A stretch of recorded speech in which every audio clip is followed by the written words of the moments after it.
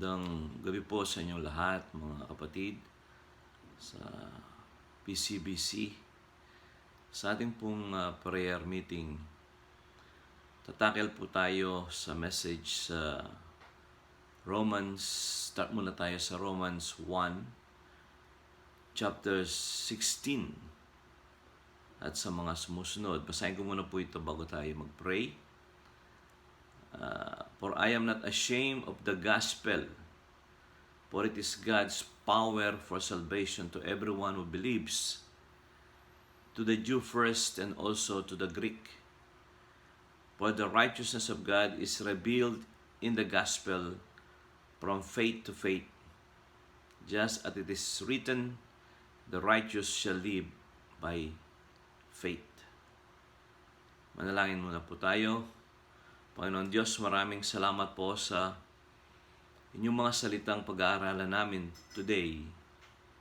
Give us wisdom and grace by the power of the Holy Spirit.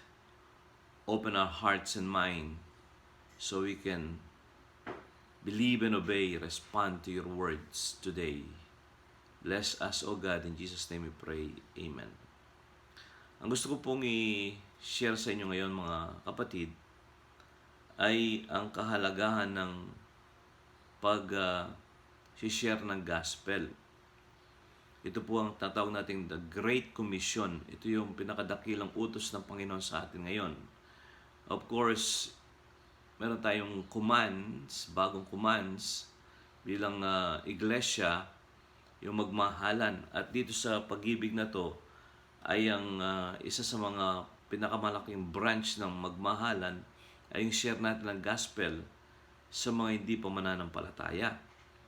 Lalo na po ngayon sa panahon ng pandemya, ang kailangan ng mga tao ngayon ay salvation, sapagkat left and right ay namamatay ang mga tao, wala po silang pag-asa. At maganda po yung blessing, yung favor ng Diyos dito sa sanlibutan ito, pero kung hindi pa save ang tao, paano po tayo, anong pag-asa nila kung dito lang sa mundong ito? Ang blessing, ang favor, mahalaga po yan, pero secondary lang yan sa salvation natin. At ang sharing of the gospel ay hindi po actually mahirap, sapagkat ito ay isinishare lang natin yung tinanggap natin. Okay, so gusto ko lang i-emphasize ngayon ang halaga ng gospel, sharing, at ang gospel mismo. Sabi po rito, sabi ni Paul, I am not ashamed of the gospel. Hindi ko ikinahihiya ang mabuting balita. First, ano po mabuting balita? Si Paul din po, dinefine niya sa 1 Corinthians 15. Ang sabi rito doon ay, yung si Jesus Christ ay namatay, inilibing, at muling nabuhay. Yun ang gospel Good news, ebanghelyo, gospel. Ang Panginoon Jesus po ay namatay para sa ating mga kasalanan. So, yun ang bakit sa good news, kasi binayaran niya ang ating kasalanan doon sa krus ng Kalbaryo, hopeless na tayo. At anumang gusto nating pambabayad o kaya nating pambayad ay falling short sa standard ng Diyos. At tayong lahat ay papunta sa impyerno, hopeless tayo. So, ang Panginoon Jesus ay nagbigay ng kanyang sarili, inandun niya ang kanyang sarili sa krus ng Kalbaryo. Siya po'y namatay para bayaran ang ating kasalanan. At siya'y inilibing. At siya'y muling nabuhay. Yun ang good news din, muling nabuhay. Kasi kung nagbayad siya ng ating kasalanan, at hindi siya, namatay siya, nagbayad siya ng ating kasalanan, at inilibing siya, hindi siya namatay, ay hopeless po tayo kung walang resurrection. Sabi nga ni Pablo, walang kabuluhan ang ating pananampalataya. Pero salamat sa Panginoon, ang Panginoon Jesus po ay resurrected, na-resurrect siya. At kailanman hindi na po siya mamamatay. Minsan lang yung kanyang paghahandog. Okay, once and for all ang kanyang paghahandog. Kaya yun po ang power ng gospel. Ang gospel kasi si Jesus Christ. Kaya powerful ang gospel sapagkat ang Diyos ay naghandog ng kanyang buhay. At ito ang gospel. Ang gospel ay yung si Jesus Christ ay namatay, inilibing at muling nabuhay. Ito po yung meaning ng gospel, kasi pagka sa ating nakagisnan, pagka gospel ay yung Bible o kaya yung for gospels. sa Bible, Matthew, Luke, Mark, John. Yung pong gospel na sasabi. Pero ang gospel na sasabi ni Paul, yung the gospel of grace, yung the gospel of Christ, yung mabuting balita, si Jesus Christ ay namatay, inilibing at muling nabuhay para sa ating redemption, para tayo matubos. So, hindi daw po niya ikinaihiya ito. At dito natin din mapapatunayan na hindi natin ikakinahihiya ang Panginoon Jesus. Ipinoproclaim natin si Jesus Christ as Lord and Savior. At He saves through the gospel. God saves through the gospel. There's no other way. There's no other way. There's no other system or teaching that saves but the gospel. Ibig sabihin, yun lang tayo. May mga Christian living, may mga principles, may mga doctrines na pinag-aaralan tayo as Christian, pero hindi nagliligtas yan. Ang nagliligtas ay yung gospel. At ang gospel po, ang good news, ang ebanghelyo, ay si Jesus Christ ay namatay para sa ating mga kasalanan. Siya'y inilibing at muling nabuhay. At siya ngayon po ay buhay magpakailanman. Ang sabi po rito, for it's God's power for salvation to everyone who believes. See, ito po yung kapangyarihan ng Diyos. So, hindi ka maliligtas pagka hindi mo pinangaral ito. Hindi mo tinanggap ito, hindi mo pinaniwalaan ito, hindi mo maliligtas yung mga pinapangaralan mo o hindi mo pinapangaral ang mabuting balita. Kaya po yung iba, very effectively, nagpe-preach nila every sermons they preach. Christian living, doctrinal, whatever it is, at the end of their message ay sinisingit nila ang gospel. Kasi ang gospel po, 3 to 5 minutes may share mo eh. May share natin ang gospel sa ating mga preaching. So, pwede natin itong may share sa ating conversation, through written, through oral, sa chat. May share po natin ito. Tapos may mga, ano na po dyan eh, may mga steps na dyan. Di po ba? May mga steps na po dyan na makikita natin. Yung kumpleto, andun po yung presentation of sin. Okay, mamaya, ibibigyan ko ng konti. Presentation of sin, tapos yung hell, consequence of sin, hell, death and hell, tapos our only hope, Jesus Christ, tapos good news, Jesus Christ, tapos yung response ng tao. Napakahalaga po yung response ng tao. Yung kanyang respond sa offer. Napakahalaga po niya. Kung makukumpleto, andun yung prayers, sinner's prayer, of the prayer of acceptance. Andun po yan. Hindi po natin pwedeng alisin yan. Sabagat yan po, nasa mga tracks po natin yan. Yan ang tama at yung ginagamit po talaga. Okay? Sabi po rito, it is God's power for salvation to everyone who believes. Napakaganda rin yung salitang to everyone who believes. Parang ito po ay yung inclusive. Parang John 3:16. For God so loved the world that He gave His only begotten Son, that whoever believes, yun po ang maganda rin, whoever believes, that's so powerful. Sino ka man, ano ka man. Ngayon tayo mga nangangaral ng gospel, ay yung mga evangelist dito sa church po natin sa PCBC, marami mga evangelist. Sino po yung laging nagre-respond at laging nakikinig sa salita ng Diyos? Di ba? Gusto natin lahat ay share ng gospel. Pero most of the time ay yung mga mahihirap eh. Yung mga mahihirap, yung mga less fortunate, ang mga nagre-respond sa gospel. So yung mga mission natin ay kalimitan. Nangyayari po yan sa mga places na minsan ayaw natin puntahan. Pero andun yung mga nagre-respond, nakikinig ng ating mga messages. So ako po encourage namin sa GGC, ang aming church, na huwag tayong pipili. Ang GGC is for everyone. Pwede pumasok ang lahat, especially yung mga mahihirap. Sapagkat ang sabi nga ng Panginoon, although ito sa Old Testament, sa Matthew, preach the gospel to the poor. Sabi pa ng Panginoon doon na mahirap pumasok sa karya ng Diyos ang mayaman tulad ng pagpasok ng kamelyo sa butas ng karayom. Although yung butas ng karayom po ay figurative speech and merong gate doon sa Israel na maliit, parang tamang-tama lang papasok yung ano doon may gate po doon sa Israel, sa Jerusalem, papasok doon ang kamelyo, napasok nila, tamang-tama lang pumasok sa maliit po yung Yung gate na yon, parang door, ang tawag nila dyan ay needle's eye. Pero nahihirapan, makakapasok pero mahihirapan. Tapos ang tanong ng mga alagad, Panginoon, paano po sila maliligtas? Itong mga mayayaman. Sabi ng Panginoon, sa tao imposible, pero sa Diyos ay walang imposible. Maliligtas din sila, mananampalataya sila, sapagkat tao din sila, at ang gospel ay para sa lahat, sa mga mayaman. Pero sabi, like camel na pumapasok sa needle's eye.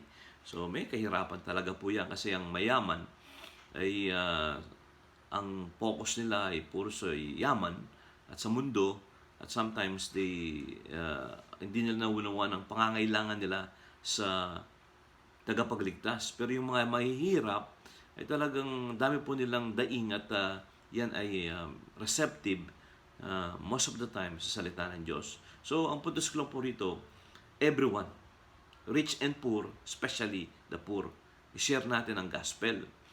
Sa akin pong pag-share ng gospel sa Facebook, marami pong nagre-respond. At lahat po, mostly ay mga ordinaryong tao. Okay, ordinaryong tao lang po ang nag-respond. In the first place, tayo ordinaryong tao lang din na nag-respond sa biyaya ng Diyos. At tayo ngayon mga anak na ng Diyos. Tayo ay kasama sa royal priesthood, chosen people. Pero dati tayo walang pag-asa, walang Diyos. So binigyan lang tayo ng pag-asa ng Diyos. So tayo po ay ganun din ang ating appreciation sa kapangyarihan ng gospel na i-preach sa lahat ng tao, especially sa mga mahihirap. Everyone. Everyone who believes to the Jew first and also to the Greek. Ibig sabihin nito, lahat ng tao, Hudyo ka man o Hentil. For the righteousness of God is revealed in the gospel, yung katwiran ng Diyos, di po ba? Sabi po doon sa 1 Corinthians 15 sa dulo 21, He who knew no sin became sin, so that we might become the righteousness of God in Christ Jesus. Tayo naging katwiran ng Diyos. Ang katwiran ng Diyos ay nai-reveal sa atin. Ano yung katwiran ng Diyos? Yung kanyang kabanalan. Ano yung acceptable sa Diyos? Sabagat ang Diyos ay holy. And at ang mga nakakalapit sa Kanya at ang mga tinatanggap niya must be righteous. Okay? Paano nagre-reveal o natatanggap ang righteousness sa isang tao para makalapit sa Diyos ay sa gospel. Okay? For the righteousness of God is revealed in the gospel na sinasabi ni Paul dito, from faith to faith, ay sa pananampalataya. Okay? The righteous shall live by faith, and then the righteous, after na ma-save ang tao, mabubuhay sa pananampalataya. So mga kapatid, ito po ang isang gusto nating explore today, ang pagkahalagahan at ng pag-share ng gospel, lalo na sa social media, sapagkat napakarami po nating na-reach out, ang naaabot sa Facebook. Okay, pwede nating share po yan sa ating post dyan para makita ng mga tao ang way of salvation. Natuwa po ako doon sa isang nag-comment doon sa presentation ko ng gospel.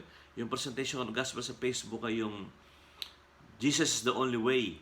Tapos po may nag-comment doon, nag-comment at sabi niya, bihira daw ang ganitong klaseng pag-share ng gospel.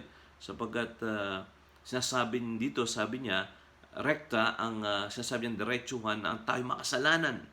Kailangan niyang kaligtasan at mahulog siya sa impyerno, tinuturo niya ang impyerno.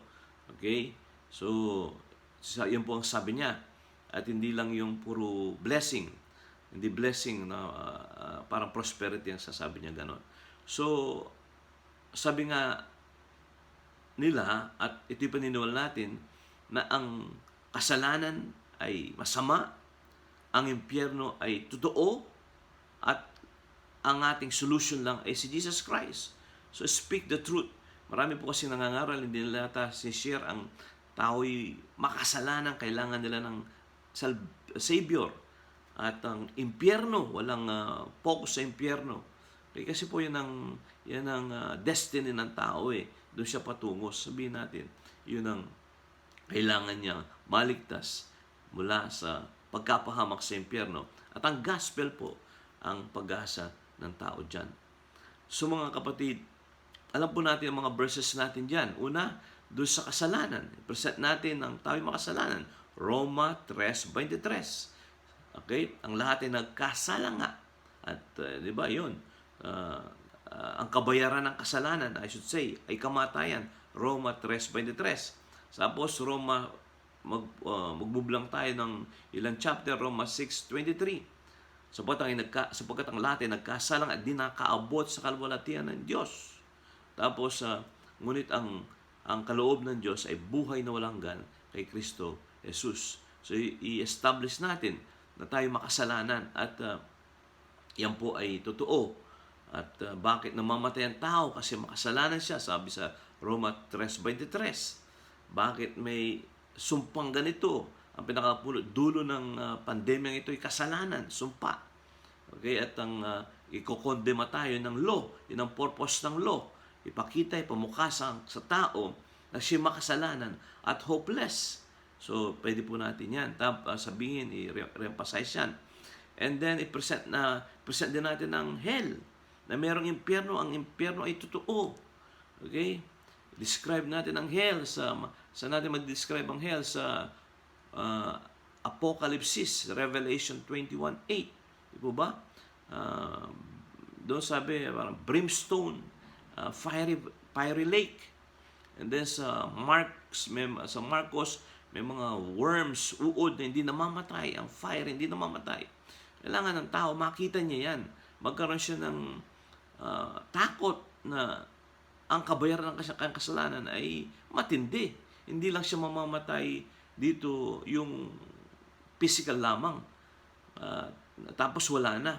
Pakita natin na mamamatay siya physical and then mahihimpyerno siya. Doon siya magdurusa. Alam niya, conscious siya. Napipil niya ang kasalanan, ang apoy. Napipil niya ang kabayaran ng kanyang kasalanan doon for eternity. Dapat po ma-establish natin yan sa puso at isip ng mga tao. And then, pakita natin, hopeless sila. Wala silang magagawa sa kanilang sarili. At i-present natin ang gospel. Yung senior ko ngayon, sabi ni Pablo, hindi ko kinahiya ang mabuting balita sapagkat ito ang kapangyarihan ng Diyos sa ikaliligtas ng bawat taong mananampalataya. Okay, present po natin ang gospel na malinaw.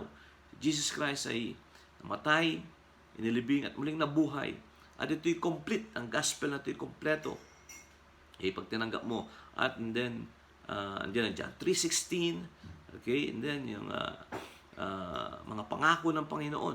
Then i-present din natin yung assurance of salvation. Pagkatapos, I should say, bago muna pala yung anong magiging respond ng tao. Okay? Pagka narinig niya ang gospel, anong gagawin niya? Okay? Hindi siya pwedeng neutral. Hindi siya nagre-reject. Hindi naman siya tumatanggap. Encourage natin siyang tumanggap. Yun lang naman ang gagawin niya. John 1:12. Datapot ang lahat ng sa kanya na istanggap ay pinagkalooban sila ng karapatang maging mga anak ng Diyos sa makatuwid bagay yung mga nagsampalataya sa kanyang pangalan. So, sabihin po natin yan. And dyan sa Romans 10:9 and 10. Okay, kung ipapahayag ng ating bibig na si Jesus ay Panginoon at muling nabuhay sa mga patay, ay maliligtas ka. Okay, and then, doon sa verse, sa sumunod na verse, ang pananampalataya sa puso, ipinapahayag ng ating bibig sa verse 10. So, merong respondent tao. Okay, may respond ang tao. Kailangan gawin niya po yan. Kaya meron tayong prayers, sinner's prayer, prayer of acceptance. Ginaguide po natin sila. Doon sa aking senior sa FB, ay i-guide ko po sila, tunulong ko sila paano sila mag-pray. And then, assurance of salvation. Bigyan na natin kagad ng assurance of salvation. Maraming mga Kristiyano dati sasabi sa akin, huwag mo ng assurance, huwag mo natin ituro. Hindi, sabi ko sa amin, sa kapatiran Kristiyano, pagka-share namin ng gospel, kasabay na ang assurance of salvation. Sapagkat talagang gano'n naman hindi naman kasi sabi, baka daw maging lusalibing nila, hindi sila mag-ingat na sa pagbuhay ko siya. No.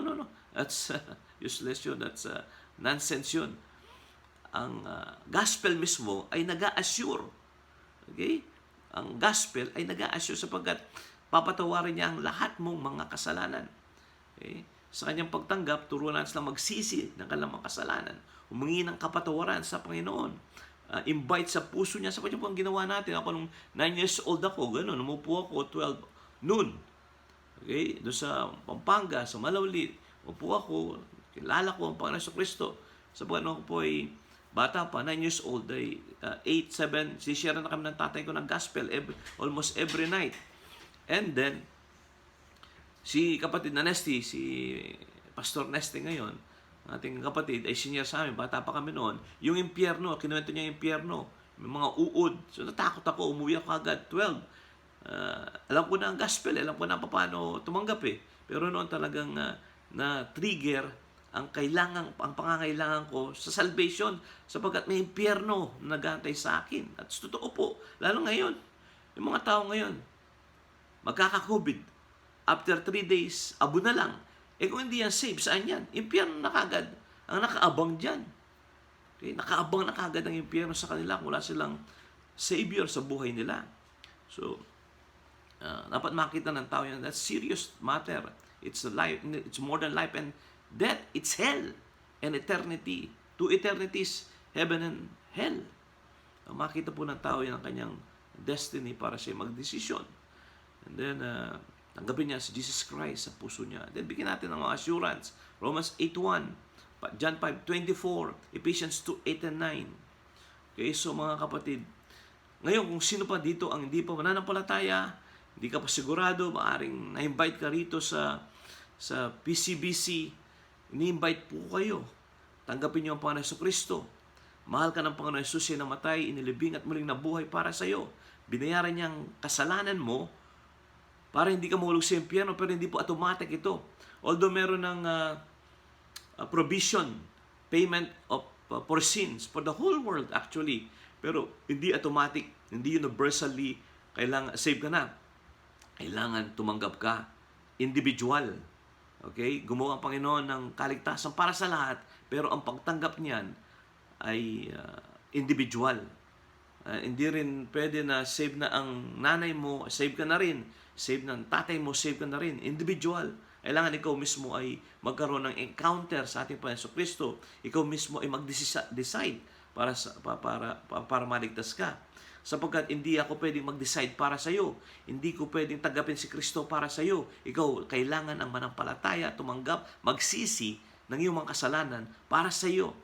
Amen? So yun po ang gawin mo, kapatid. Kung hindi ka pa mananampalataya ngayon, kausapin mo si Jesus Christ. Dumiretso ka sa Kanya. Siya lang ang pag-asa natin sa mundong ito.